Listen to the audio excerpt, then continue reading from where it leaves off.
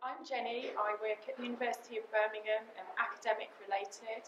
I love getting up early in the morning. I get up by 6 and I totally flag in the evening and have to be in bed by 10 and definitely a lark. I'm Dan. I'm a master's student at the University of Birmingham.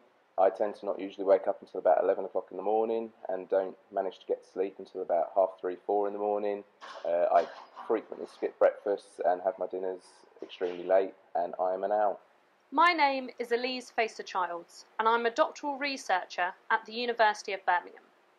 I work with Dr. Roland Brandstetter on circadian phenotypes and sports performance. I'm an intermediate circadian phenotype. I am Dr. Roland Brandstetter.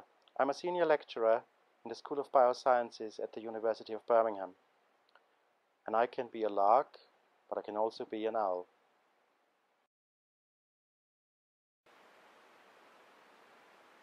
Many competitive sports events are held in the evening because of media coverage. The literature states that athletes perform their best in the evening between 6 p.m. and 8 p.m. But are all athletes the same? Do they all perform their best in the evening? I'm Emily. I'm a Great Britain hockey player.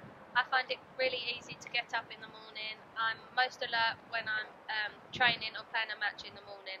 I'm a lark.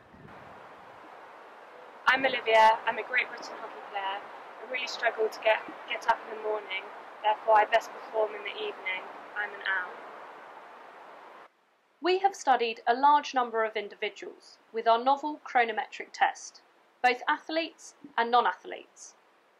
Early circadian phenotypes always report to be most active during the morning and become tired in the late afternoon and evening, whilst late circadian phenotypes are always very tired during the morning hours and become very active in the evening. So we ask the question, how does this relate to sports performance? And then, how can it be true that athletes perform their personal best in the evening, as reported in the literature? We recruited competition-level athletes to complete our chronometric test, categorised them into early, intermediate and late circadian phenotypes, and then conducted physical performance testing at 6 different times of day between 7 a.m. and 10 p.m. We used a multi-stage fitness test called the bleep test. Early circadian phenotypes reach their performance maximum at around midday, intermediate circadian phenotypes at around 4 o'clock in the afternoon, and only the late circadian phenotypes at 8 in the evening.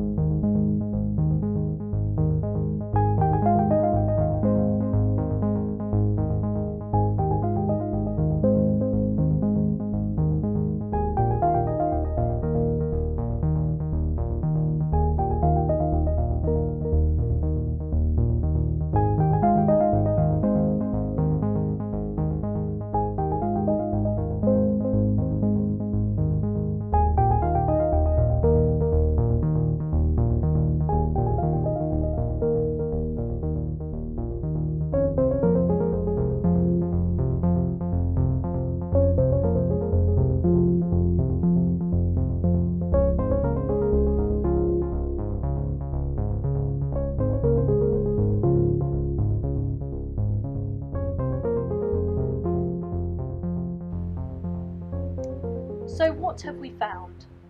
Firstly, there are significant differences in peak performance times between each circadian phenotype. Secondly, time since entrained wake-up is the major and most reliable predictor of peak performance, meaning that it's not necessarily the time of day that is important, but how many hours after entrained wake-up the athlete has to perform. And finally, individual performance can vary hugely over the course of a day.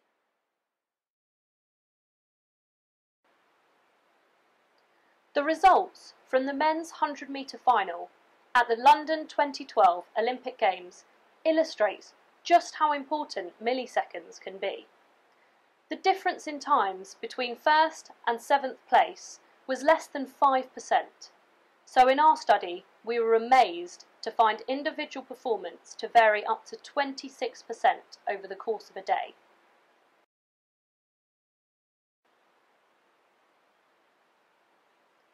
We are showing for the first time that different circadian phenotypes have very distinct peak performance times, and maximum performance depends hugely on internal biological time.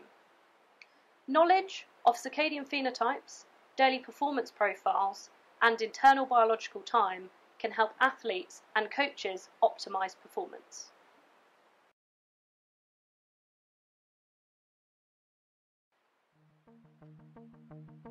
Personal best performance comes from within. Internal biological time is much more important than external time.